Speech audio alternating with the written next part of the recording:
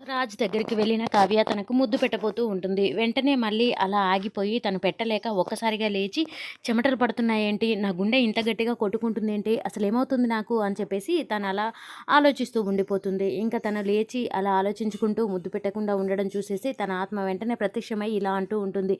ఇంకా బాగా నవ్వుతూ ఉంటుంది. ఇంకా కావ్య ఆత్మ అలా నవ్వడం చూసి ఎందుకు నవ్వుతున్నావు? అని చెప్పేసి ప్రశ్నిస్తూ ఉంటుంది కావ్య. అలా ప్రశ్నించగానే వెంటనే తన ఆత్మ ఉండి ఇంకా ముద్దు పెట్టడం కోసం ఇంత ఆలోచిస్తున్నావా? నీ భర్త దగ్గరికి నువ్వు వెళ్ళావు. ఇంకా నీ ప్రేమను పంచకపోతే నీ భర్త నీకు దూరం అవుతాడు.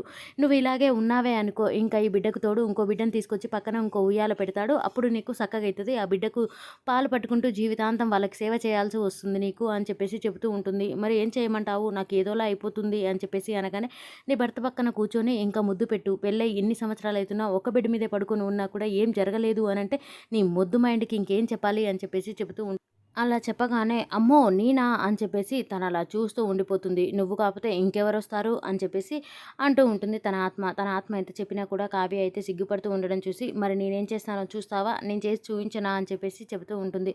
అప్పుడు నువ్వా? అని చెప్పేసి అనగానే నువ్వు చెయ్యవు, నన్ను చేయనివ్వు. ఓ పక్కకు జరుగు అని చెప్పేసి తన ఆత్మ అయితే ఇంకా కావ్యని గుంజి అలా పక్కకు నెట్టివేసి రాజు దగ్గరికైతే వెళ్తూ ఉంటుంది. తను అక్కడికి వెళ్ళడం చూసేసి కావ్య అయితే ఇంకా తన లోపల చాలా బాధతోని అలా చూస్తూ ఉండిపోతుంది. ఎందుకంటే నేను చేయలేని పని నా ఆత్మ చేస్తుంది అనంటే మన మొగుడిని ముద్దు పెట్టుకుంటే ఎవరైతే ఏం నువ్వైనా నేనైనా ఒకటే కదా అని చెప్పేసి అంటూ ఉంటుంది. ఇంకా ఓకే అని చెప్పేసి అని ఇంకా కావ్య అయితే అలా చూస్తూ ఉండిపోతుంది. ఇంకా నువ్వేం చేస్తున్నావో చూస్తున్నాను అని చెప్పేసి అనగానే ఇంకా అక్కడికి వెళ్ళిన తన ఆత్మ మాత్రం తన దగ్గరికి రాజు దగ్గరికి వెళ్ళి ఇంకా అలా ఒంగొని చూస్తూ ఉంటుంది. అప్పుడు కావ్య మాత్రం తన భర్త వైపు అయితే అలా చూస్తూ ఉండిపోతుంది. ఆత్మ మాత్రం వెంటనే ఇంకా రాజుకి ముద్దు పెట్టేస్తూ ఉంటుంది.